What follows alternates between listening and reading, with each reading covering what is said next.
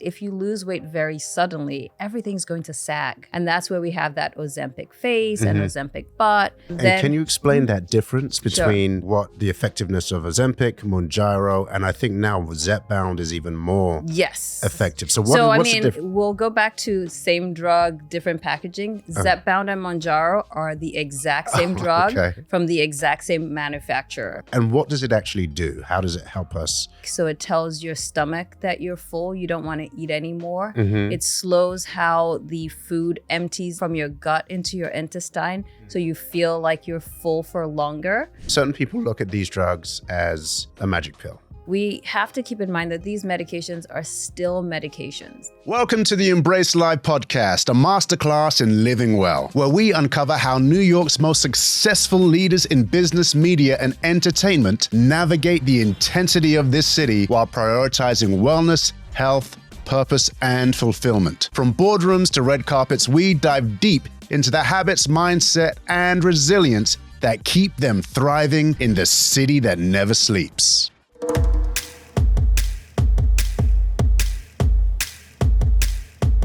Okay, welcome back to the Embrace Life, a masterclass in living well. Today, I have a good friend and a great doctor, Dr. Chioma, who's going to be here helping us get a little bit of perspective of some of the latest things you're hearing in wellness right now, right? We're hearing about Ozempic, GLP-1s, and in this age, we're also hearing about anti-aging treatments, anti-aging medications, everything from David Sinclair, who's the anti-aging expert, and his book Lifespan, to the Netflix documentary Don't Die.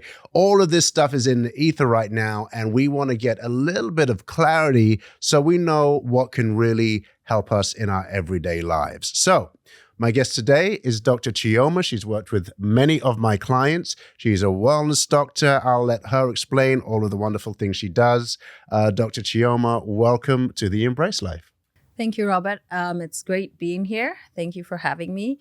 So I'm Dr. Chioma Okafomba. I'm a family medicine physician, but I'm also an obesity medicine specialist. Okay. And in that, I've also gotten into that wellness space just because we're now looking at obesity as a whole body thing, not just a weight loss. So we're talking about metabolic health, we're talking about maintaining muscle, and we're talking about the longevity aspect that's associated with losing weight and becoming more healthy. And one of the things you've helped a lot of my clients with is partly the aging process and some of the things that happen along with that. Is it fair to say that's a part of your practice as well? Yes. So initially didn't start out that way. It started out mostly focused as weight loss. But then as we start working with clients, we're now looking as well, when you lose weight and you become more healthy, why are we doing this? We're doing this because we want to live longer. Well, what other longevity or anti-aging things can we add on and tack on? And that's how it evolved. So now we're offering things like menopause and perimenopause care. We're offering just like pure longevity or simple lifestyle tactics. So it's just an evolving thing. As we're making people healthier, we're looking for more things that can make them live longer. Oh, that's awesome. And look, first of all, thank you, because my clients do love working with you. And I think it is kind of a funny New York story how we started working together, because typically, if I'm looking for a certain kind of doctor, I know someone who knows someone, and I knew of quite a few. And then I was like, you know what? No one was getting back to me. Let me look, do a Google search. And you turned out to be excellent and, very caring, very thoughtful. And my clients appreciate that. Thank you. Yes, it was a surprise when you called out of the blue, and I was like, who's this person? But it's turned out to be a very lovely relationship. And the one thing I've told you before, and I tell a lot of your clients, is that your clients have the best HDL, which is the good cholesterol. Anytime I see your clients, their good cholesterol is always through the roof. And I tell them good cholesterol is protective.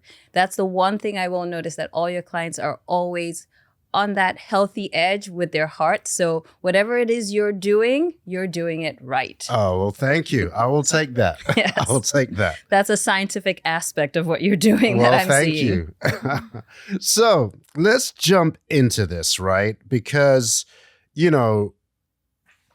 we're looking at all of this new information. Now, we know at this stage, when we first started talking GLP-1s, we're kind of beginning to get the buzz. Now, a lot of people know about them, right? Mainstream. They're mainstream now. And also with some of this anti-aging medications and treatments, people are beginning to get up on it. My question to you before we jump into the specifics, because we really are going to talk about some specific treatments that are going to be helpful for the audience. But what do you think of this moment? Is this really a new medical wellness revolution? Is this just the past repackaged and, sold to us a different way? What are you seeing? So I think it's a mix of everything. So definitely in terms of using GLP-1s for weight and even longevity and wellness, now it's actually packed into that longevity space. That is sort of new because we're using it outside of the diabetes world. There are some old therapies like Metformin, which has been around since the Middle Ages, but now we're finding out how great and wonderful and how much anti-aging benefits there is. And there's other things that would have been considered sort of like more niche. So, supplements that used to be a thing that was just people who would go to the gym or like older people would think about supplements, but now as a general population, we should probably be thinking about different supplements. Not everybody needs the same thing. And then there's other things like, probiotics, gut health, NAD. So there's so many things that may have been available in just very niche communities, but are now becoming more mainstream and people are seeing the benefits to them.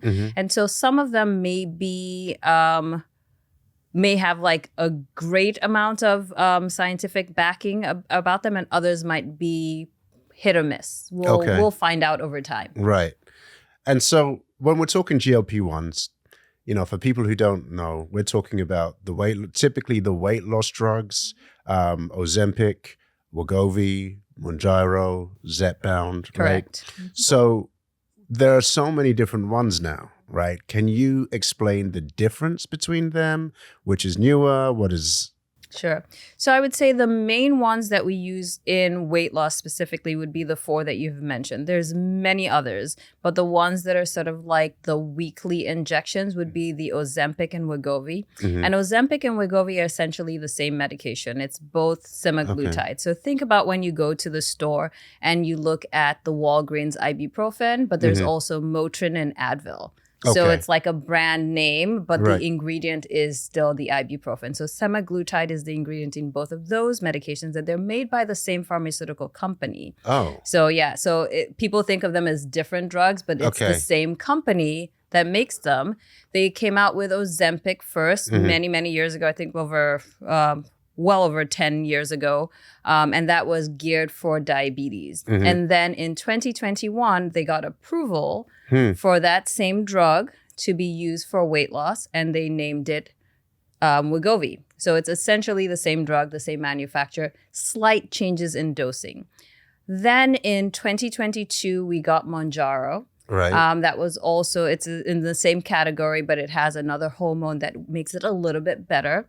And so then... And can you explain that difference between what was happening, what the effectiveness of Ozempic, Mounjaro, and I think now Zepbound is even more effective. So what's the difference? We'll go back to same drug, different packaging. Zepbound and Mounjaro are the exact same drug from the exact same manufacturer. Okay. So it came out as Mounjaro first, and then back in, I think 2023, the fall of 2023, I believe, it got licensed as Zepbound for weight loss, but it's the exact same drug, the exact same doses, the exact same pen. It's just seen as something newer and different. It's just that now we're only supposed to use Mounjaro for diabetes. So when you go in and you're trying to get approved for weight loss, we would prescribe Zepbound. And if you were diabetic, we would give you Mounjaro. It's this exact same thing. Yeah. Wow. Okay.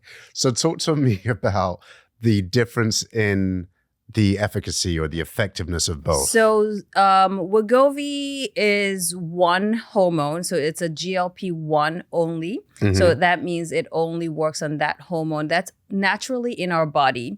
So we produce a little bit of it in our gut and in our brain. It lasts a very short time, so it goes away very quickly. Whereas when they've made the medical drug version of it, they found a way for it to last a week, 5 to 7 days. And what does it actually do? How does it help us? So its main function when it's in our bodies to create that sensation of satiety. So I'm full. Okay. And it kind of disappears very quickly. Right. Whereas we've figured out a way to make it last about a week. So it tells your stomach that you're full. You don't want to eat anymore. It slows how the food empties from your gut into your intestine. So you feel like you're full for longer. Wow. And it slows the motility of food through your system. And then in doing so, it sends a message to your brain too. So if your stomach feels full and you're feeling sort of like satisfied, then you get a message in your brain saying you don't want to eat anymore. You're full. You're good.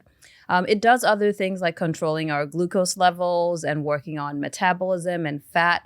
But the essential way that people think about how these medications work is in that appetite suppression or that sensation of being full. And then how is Mounjaro, Zepbound? Yeah, so those more are advanced? different because they have now added a second hormone, so which is a GIP. So just another hormone that's also produced in our body. What's a GIP? What is? So it's there's a lot to it. So it's gastrointestinal. It's a peptide that's also produced in our stomach that's supposed to also make us feel full. Gotcha. And also works on our brain. So they're all sort of in the same family. And there's the newer drugs that are going to come out will be a triple agonist, meaning they'll have 3 hormones that they're working on rather than the 1 or 2. Okay. So sorry, I interrupted you. You were going to tell me how Mounjaro is a little bit more advanced. So because it works on these 2 hormones and not just the 1, it gives you more feeling of being satisfied. There's more weight loss associated with Mounjaro or Zepbound. So with Wegovy, we have about 17% of your total body weight. With Zepbound, technically, we could get 22, maybe even 25, 26% of your total body weight. So imagine losing probably 1/5 of your body weight. Wow. So that's kind of what we would get with the doses of Zepbound. So it's the patients also like it because there's a little less side effects in comparison to Wegovy. That being said, everybody's different. Right. I have some patients who take Wegovy and have no side effects, and I have others who have more side effects. But a lot of patients, especially our New York patients and California patients, do tend to like the Mounjaro Zepbound because you can get more weight loss at a lower dose. And potentially because of that, you can get less side effects. Now, what are the side effects? So common side effects, nausea, abdominal upset, some vomiting. I don't have a lot of vomiting with my patients though, just with the way we dose it. Constipation. And all of these, if you think about what the drug does in slowing things down, you can kind of figure out, oh, well, that's why I feel nauseous because I'm feeling very full. I could probably vomit because I feel like my stomach is so small and I feel bloated. And I'm constipated because there's not a lot of food that I'm eating, but also everything's moving through me so slowly. So if you think about the way it works, you can figure out a lot of the side effects. So burping, acid reflux, which is uncommon. A lot of patients do say they feel better, but some patients will have worsened acid reflux. So those are the common ones. You could also get headache. So if you're not drinking enough water because your thirst reflex is decreased or you're not having an appetite, so you're just not drinking as much, you could feel fatigued. You're not eating as much calories as you used to. And then there are some serious side effects like the abdominal pain, pancreatitis, gallbladder disease, slowing of the intestinal tract. So there are some more serious ones that we have to look out for too. Okay. Now, so definitely those side effects are something to consider, right? As you take it. Now, in thinking about that, I know that one of the things I appreciate about you is that you make sure that you do the blood work before you take the next step. Can you talk a little bit about that process and why that's important? Because if I'm correct, and correct me if I'm wrong, that not everybody does the blood work beforehand. Because I know you've told certain people this might not be the best thing for you. So. Yeah. So, I think when we think about things in a mainstream way, we often as a society are like, oh, well, I could just do this because everybody else is doing this. Right. But we have to keep in mind that these medications are still medications. Right. And you wouldn't go to the corner store and ask the corner store guy to give you a blood pressure medication, right? Right. You would go to your doctor, Right. you would want your blood pressure checked, you would want some blood work, and then you would start a blood pressure medication. Mm-hmm. And if we think about obesity and weight loss as a disease that we're trying to manage, we should also look at it the same way. Now it's out of that Weight Watchers, I could go to the mall for it. It's more in the medical field. Right. And we're giving you a medication that has all these potential side effects and can affect other things too. So I always tell my patients, we want to review blood work. Even if your blood work was normal a year ago, we want to know where you stand now. Right. Because then if something happens in the future, was it the medication? Was it always there? Like what happened? We want to know exactly where we are. The other thing with blood work is that I've often found either thyroid disease, which was affecting their weight to begin with, insulin resistance, so a really high insulin level that just promotes fat and weight gain. I've diagnosed diabetes, so patients will sometimes come in specifically for weight loss, but then we find out that they're diabetic or that they have really high cholesterol. So there are other things and other conditions. And the whole point of most people wanting to lose weight is that they want to get healthier. They want to look better, but they also want to get healthier. Right. And if you think about it in that way, wouldn't you want to know everything that could potentially be wrong so that we can address it or work on that at the same time? Right. That's great. And now, certain people, because I know you have a very holistic view of things, certain people look at these drugs as a magic pill, right? And so can you just, and then, you hear about Ozempic face, you hear about Ozempic butt, you hear about all of these different things, right? So can you talk to the holistic use of these drugs? Because if you're just taking it just to stop eating, then you could be nutritionally starving because you're not getting the right nutrients. Like you said, you're not getting enough water in your system. So there's got to be, you've got to, from what I'm seeing, you have to approach it in a certain way so it's holistically healthy. Yeah, correct. So, this is not looking at the person as, oh, you're losing weight. It's you're losing weight, but why are we losing weight? What else are we trying to do for you? You want to be strong. You want to be healthy. You want to look good. So the way I approach it is we have a goal, which is we want to lose weight, but we're also looking for other goals. So sometimes those other goals are not so much weight, but getting into a certain dress size or doing a certain activity, being able to live longer, being able to be more physically fit. If you're just simply trying to lose pounds, we're going to also end up losing muscle. And the other thing that sometimes people don't think about when they're losing weight is that if you lose weight very suddenly, everything's going to sag. And that's where we have that Ozempic face and Ozempic butt, even like Ozempic, breasts, everything just starts to sag if you lose weight very quickly. So we want to do it in a way where we're building muscle. That's actually the most important thing, is that you're building that framework underneath so that as you're losing the fat in between, everything's pulling in towards you. You also want to make sure you're on the right supplements and you're on the right vitamins, because as you're eating less, you're probably not going to be able to eat all the nutrients. You're probably not going to be able to eat as much dairy or as much fruits and vegetables. So there may be a lot of things that you might be missing in your diet. So we want to make sure that we're adding that. the medication also slows down how things are absorbed. So you might end up being deficient in some vitamins because you're not absorbing them properly. There are some vitamins that need to be absorbed through fat. And if we're telling you to eat low fat and, so we have to think about all these things. The other thing is, sleep, physical activity. If you're not sleeping well, you're not going to recover well. You're not going to have energy. You're not going to be able to exercise. If you're not drinking enough water, your body's metabolism is going to be affected. So we have to do all these things, not just take the medication. We have to take the medication and also work on all the other things that are going to help us maintain that weight loss over time. Even if we're not on the medication, these are the things that will hopefully follow us and help us maintain that weight loss in the future. And just before I move on, I think I've heard you say, well, obviously maintaining lean muscle mass, because even as you age, your lean muscle mass decreases. So then if you're on GLP-1s or GLPs, that can further make them decrease, right? So you have to maintain your lean muscle mass, eating protein, weight training.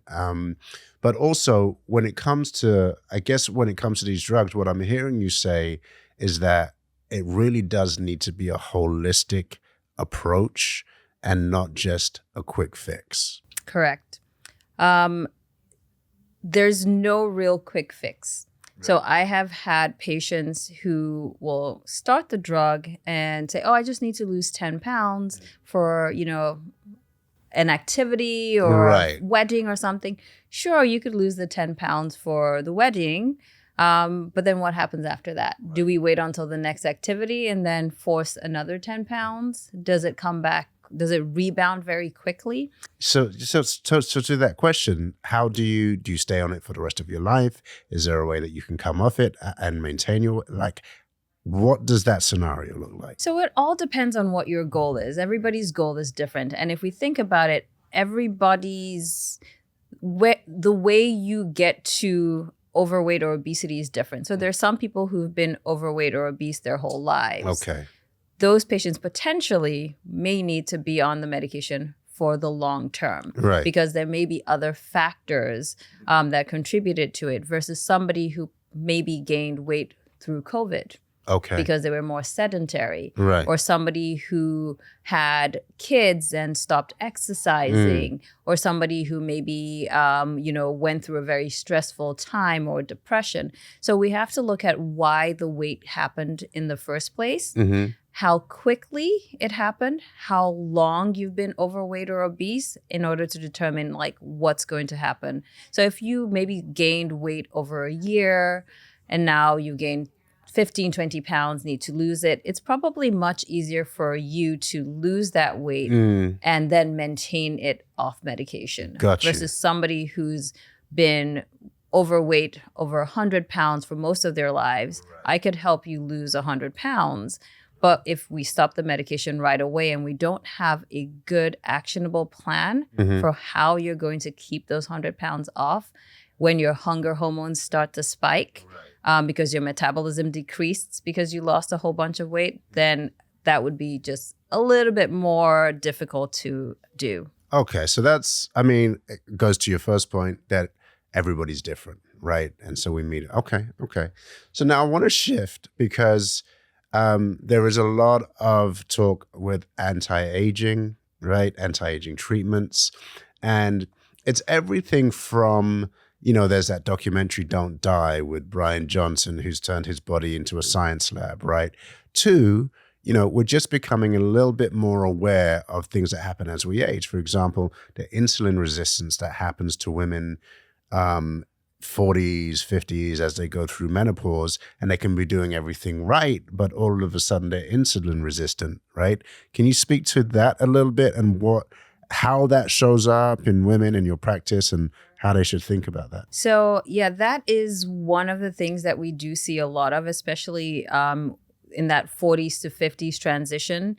We usually get women who are healthier in the sense that they're eating better and they're working out more than they did when they were younger, but they're complaining about just gaining a few pounds each year, and those pounds keep adding up. Wow. No matter what they're doing. And so a lot of it is because of hormonal shifts. So as you age, your hormones start to decline. So your testosterone level starts to decline in your early 20s to 30s, then progesterone and estrogen. And so these are generally considered as the female sex hormones, but they do a lot more than just reproduction. They're actually in charge of a lot of things. As these hormones decrease, then we're also seeing shift in the way your body holds on to fat. So you might have noticed that a lot of your clients are really complaining about that abdominal fat that's building up, or sometimes around their hips too. And one of the things that has a lot to do with that shift is the insulin resistance. Now, insulin, if we think about it, I like to define it as a pro-fat drug. Just an easy way for my patients to look at it. Its job is to move sugar from your bloodstream into your cells, be it muscle or fat. So it needs to store that excess sugar as something, and it stores it as fat. Okay. So if you have a ton of sugar circulating, your body needs to make more insulin to move it. So it's doing that job. It's just making fat for you. Right. So resistance. Resistance is you have a ton of insulin, but it's not doing its job well. Gotcha. So it's not moving, it's not working as well, and then it's acting in that pro-fat, pro-inflammatory role. So then you're having more swelling in your hands, you're more achy, things hurt, and you're having more fat around your abdomen, maybe around your neck, around your hips. And so if we look at it in that very, it's not a great definition, but it's an easy way for people to think about it. Is, yeah. Yeah. Then we're like, oh, wow, okay, that makes sense. So then with things like metformin, and maybe DHEA is not the right thing, but can you talk specifically about things like metformin, DHEA? People are hearing about adaptogens, NAD, those things, just so that people can understand. So metformin is definitely one of the ones that I would say is an easy, oldie but goodie type drug. It's been around forever. It's very cheap, very affordable. So it's not something that you need to spend a lot of money. Most insurances will cover it. And even if they don't, you can pay for it. Also requires some monitoring, as with anything.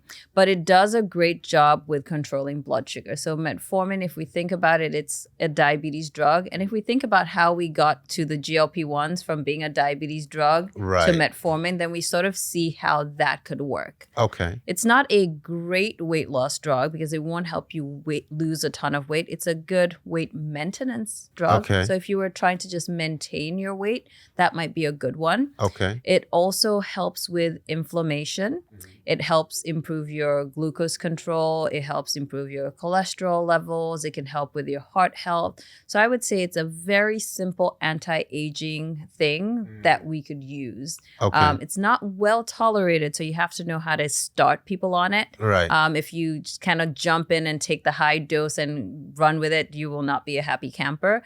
But if you slowly roll into it in the right way, you could eventually over a few months get to a dose that's appropriate for you. So metformin is a really easy one and a good one. And then what about lean muscle mass? Because most women don't see the reduction of lean muscle mass over time as a health issue, but it is a health issue. It is, yeah. And so can you speak to that, but also what we can do to help with that? I know obviously lifting weights, but what else? What other? So, lean muscle mass is very important, especially as you age. If you think about like that grandma who falls and breaks her hip, she probably does not. It's not just bone that she broke. She also the muscles that are pulling on your bone to give you like a good bone density are weak, and she doesn't have as much strength. So we want to keep that muscle mass, even build on it as we age. So strength training, of course, weightlifting, resistance training, those are very important. Having enough protein. Like we don't have enough protein. Even I don't have enough protein. Like I try, and sometimes I'm crying trying to eat tofu, but we don't get enough protein. So at minimum, I try to recommend 100 grams because it's an easy number to aim for. But we probably need much more, especially when we start exercising. So you may need 120, you may need 150, depending on how active you are. But 100 is sort of like an easy one for my patients on GLP-1s because there's only so much they can eat. So we want to focus on protein. The other thing is, if you can't really exercise, maybe you need to be trying to do activities in water. So there's a little bit more resistance there. And so you could probably get more of your physical activity done if you're doing like water aerobics or weight training in water too. So that could be good for people who have knee problems or people who are not very physically fit.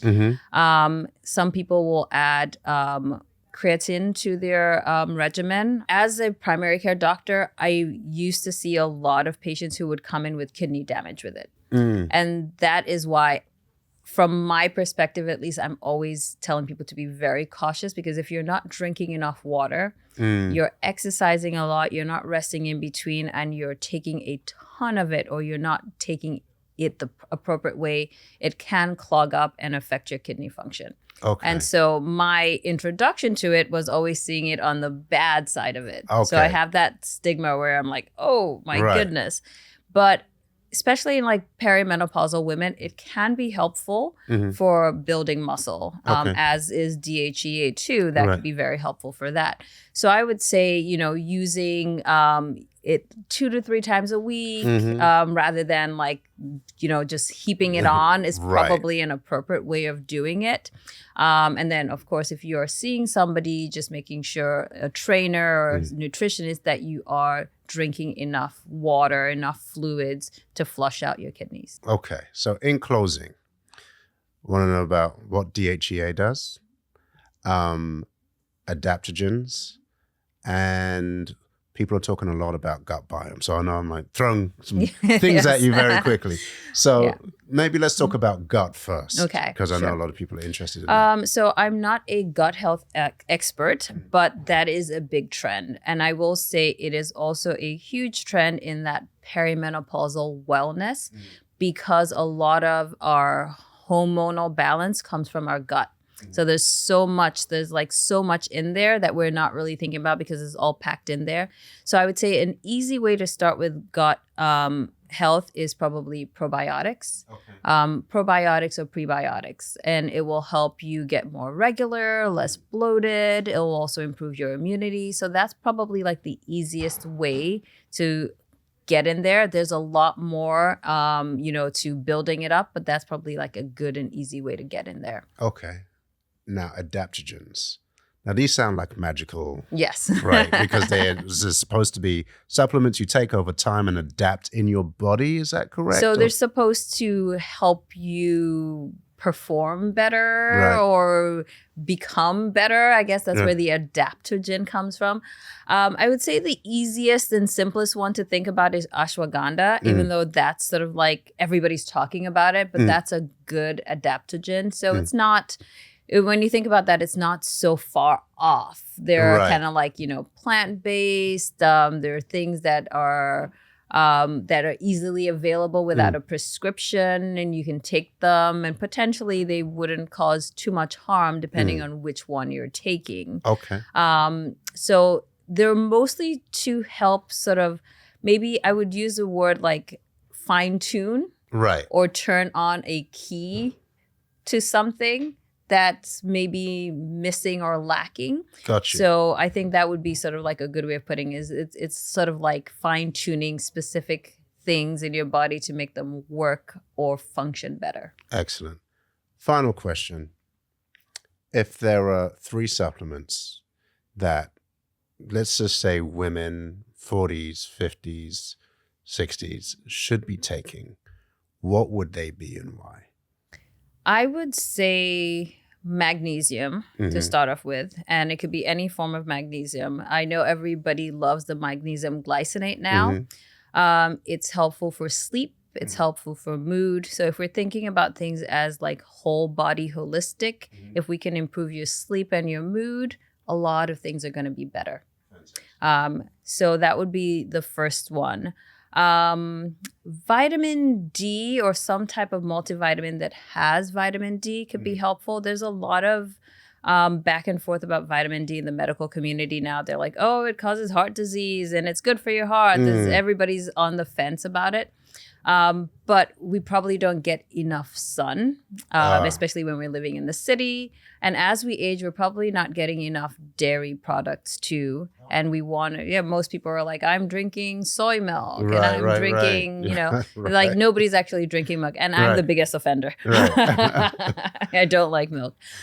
So I would say vitamin D or some supplement that has, or some vitamin that has vitamin D. Okay. And even though this is not a supplement, I would say protein of some form. Okay, protein. We know protein is seriously lacking in everybody's diet. So either a protein powder that you're adding to your daily regimen, collagen in your coffee, having more chicken, more tofu, more quinoa, more lentils, but some type of protein, even though it's not necessarily a supplement.